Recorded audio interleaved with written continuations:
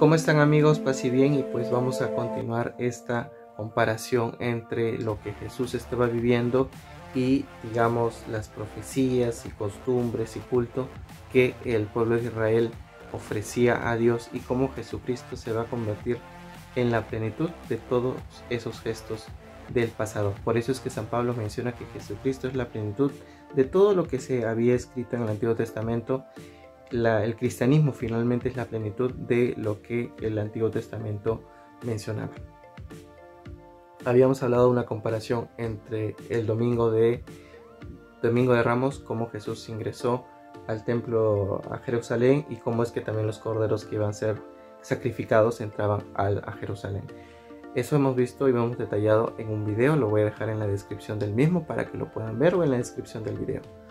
Luego hemos visto en un segundo video donde hablo sobre el Jueves Santo, y de hecho está compuesto por dos videos que también lo estaré dejando en la descripción del video. Ahora vamos a introducirnos. Ya hemos hablado del Domingo de Ramos, luego el Jueves Santo, y ahora vamos a hablar sobre el Viernes Santo. El Viernes Santo, pues, más allá de todas las cosas dolorosas que Jesús va viviendo, vamos a introducirnos ya en el momento del Calvario y su relación con el templo, que es muy importante, tan importante que en Mateo capítulo 27, en los últimos versículos, pues coloca cómo el velo del templo se rompe, se rasga de arriba a abajo. Vamos a hablar de eso a continuación.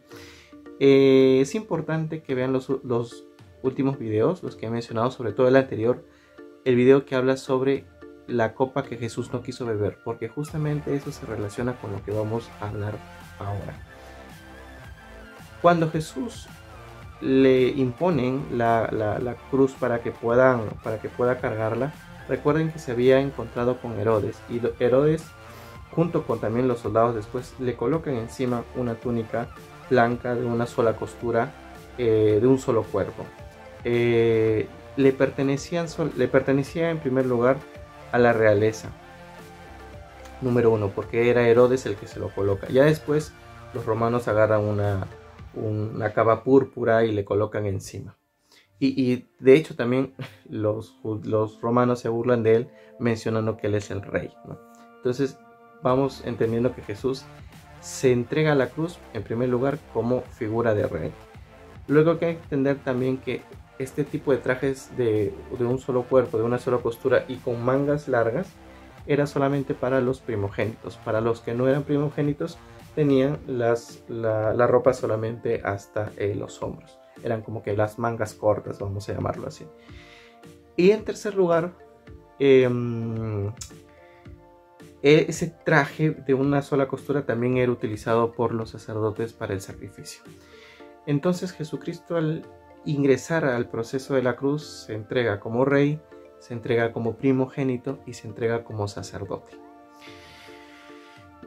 Una vez que Jesús está ya en el momento de la cruz, dice todas las 7 palabras, y en la cruz finalmente le quieren dar vinagre con miel, o con hiel, perdón, para que pueda tomar y finalmente el dolor sea menos radical, sea menos doloroso.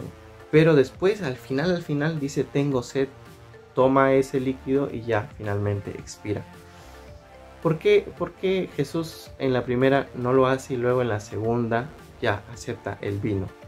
Jesús había mencionado en el Jueves Santo que no beberá el fruto de la vid hasta que esté en el reino de su Padre. Cuando hablamos o pensamos en el reino de Dios, en el reino del Padre, generalmente pensamos en el cielo, pero Jesús en los textos menciona que vivir el reino del Padre, vivir el reino de los cielos, es vivir la voluntad de Dios en la tierra. Entonces Jesús, estando en la cruz, está en la plenitud del reino de Dios, está en la plenitud de la obediencia a Dios Padre. En esa dimensión de la obediencia, y Jesús ya ingresando al reino de la obediencia de Dios Padre, es que decide tomar el vino.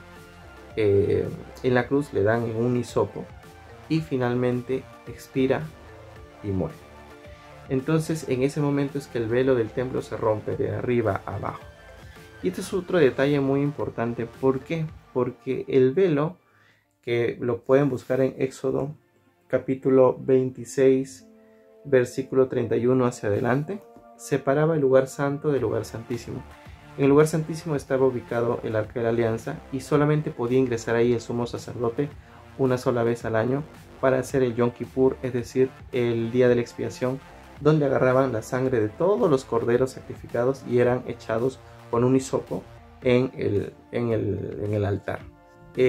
Finalmente ahí es una forma o una expresión de la plenitud que ya lo que separaba a Dios de los hombres terminó. Ya lo que ataba a los seres humanos a encontrarse con Dios termina.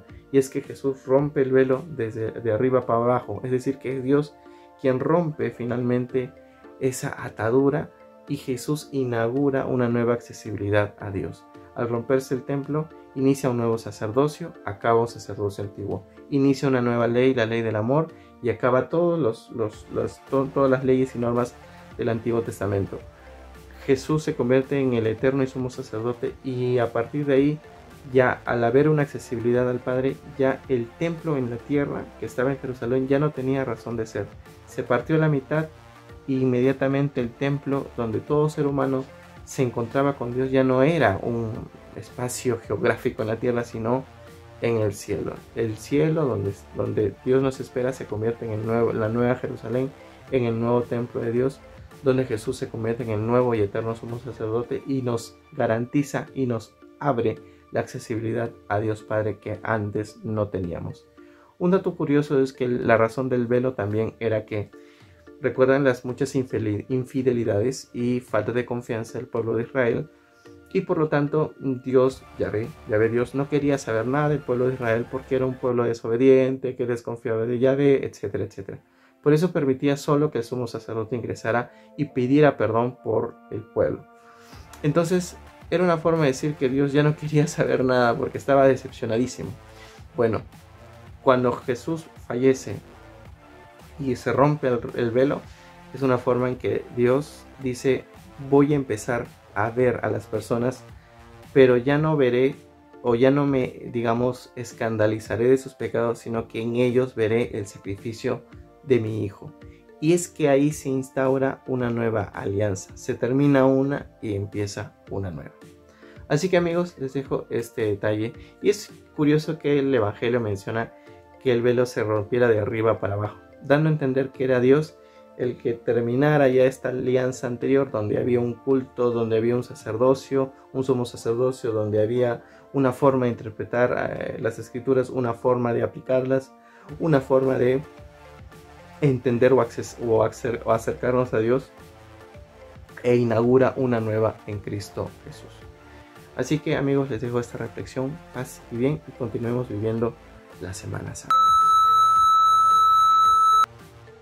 Otro dato interesante que podría mencionar es que mientras Jesús estaba siendo sacrificado, o mejor dicho, crucificado, pues en ese mismo momento en el monte de la calavera, en el monte Calvario, Jesús visualizaba desde lo alto cómo es que el sumo sacerdote ingresaba al lugar santísimo e ingresaba con la sangre de los corderos que habían sido degollados y se habían colocado en vasos de oro o de plata, y eran esparcido esa sangre en el altar del templo, el altar principal. Entonces, mientras el sumo sacerdote ingresaba, es decir, Caifás estaba ingresando al lugar santísimo porque él era el sumo sacerdote en aquella época, pues Jesús también estaba viendo eso y Jesús estaba sacrificándose. En otras palabras, mientras estaba celebrando el sacrificio de la antigua alianza, el último sacrificio de la antigua alianza en el templo de Jerusalén, en ese mismo momento Jesús estaba inaugurando un nuevo sacrificio con su cuerpo, con su sangre, porque él viene a ser sumo sacerdote en la cruz, cordero en la cruz sacrificado, por eso era llamado el Cordero de Dios.